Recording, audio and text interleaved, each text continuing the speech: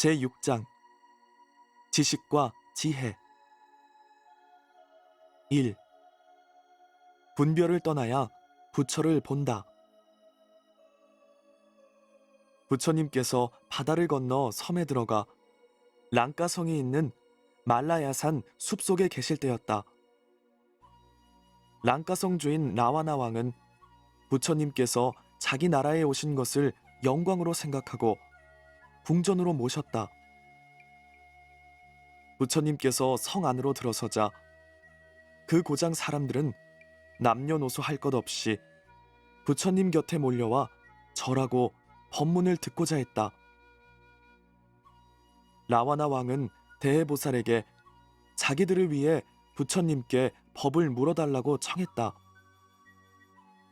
대해보살은 왕을 대신하여 부처님께 깨달은 경지를 물었다.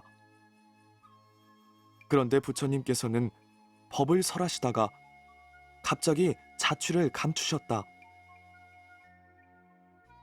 수많은 군중과 동산이 일시에 사라지고 라와나 왕만이 홀로 궁 안에 남았다. 왕은 어리둥절하다가 이렇게 생각했다.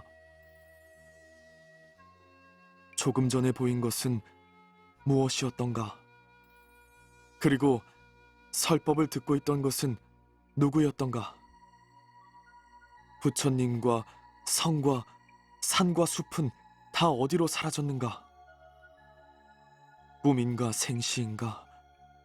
정말 알 수 없는 일이다. 한참 동안 의문에 잠겼다가 왕은 다시 이렇게 생각했다. 모든 법은 다 이와 같은 것이 아닐까? 모든 대상은 내 마음의 분별에서 나온 것이다. 범부들로서는 알 수 없는 일이지만 사실은 볼 수도 없고 볼 것도 없으며 말할 수도 없고 말할 것도 없는 것이다. 부처님을 뵙고 법문을 듣는 것도 모두가 분별이다. 내가 조금 전에 본 것은 참으로 부처님을 배운 것이 아니다. 분별을 일으키지 않는 것이 부처님을 뵙는 길이다.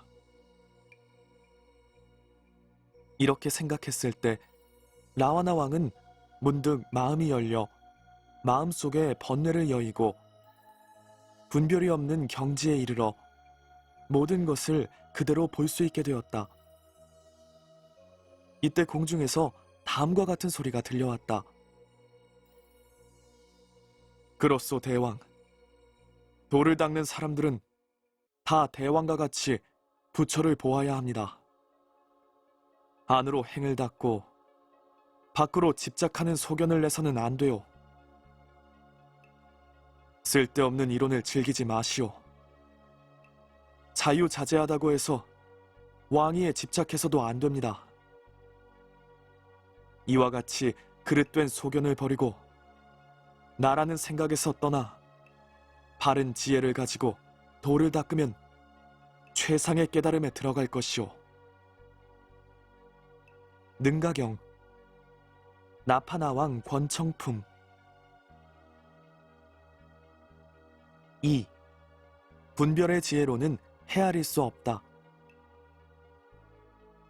부처님께서는 깨달음의 경지에 들어간 왕의 마음을 아시고 다시 몸을 나타내셨다. 왕은 매우 기뻐하면서 부처님께 여쭈었다. 부처님께서는 항상 말씀하시기를 법도 버려야 할 것인데 하물며 법이 아닌 것이랴 하셨습니다.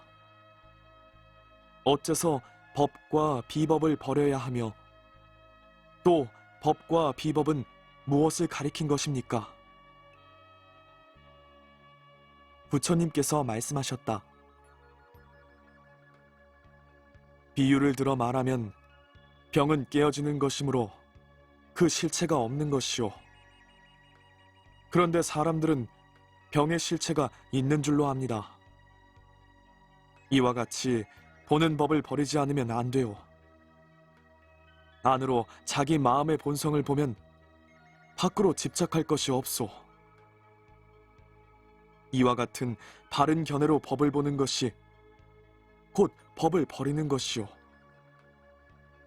비법은 도끼뿔이라든지 석상의 자식처럼 사실은 없는 것을 가리키요. 이것은 집착할 것이 못되기 때문에 버려야 합니다. 열애의 법은 모든 분별과 쓸데없는 논란을 떠나서 있어. 진실한 지혜만이 이것을 증득합니다. 중생을 편안하게 하기 위해 법을 설하고 차별을 떠난 지혜를 열애라고 합니다. 열애는 진실한 지혜와 하나이기 때문에 분별의 지혜로는 헤아릴 수 없소. 왜냐하면 중생의 마음은 그 대상에 따라 빛깔과 형상을 인식하지만 열애는 분별을 떠났기 때문에 헤아릴 수가 없는 것이오. 벽에 걸린 그림 속 사람에게 감각이 없듯이 중생도 꼭두각시와 같아 업도 없고 과보도 없는 것이오. 이와 같이 보는 것을 바른 견해라 하고 이와 같이 달리 보는 것을 분별의 소견이라 합니다. 분별에 의하기 때문에 법과 비법에 집착하는 것이오.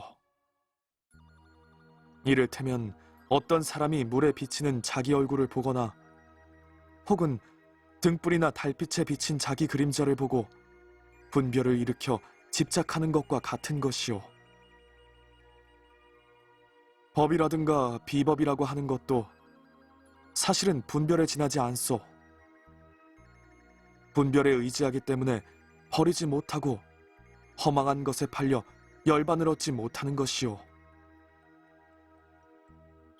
열반이란 열애의 장이오. 그러므로 스스로 지혜의 세계에 들어가 깨달음의 선정을 얻어야 합니다. 능가경 나파나왕 권청품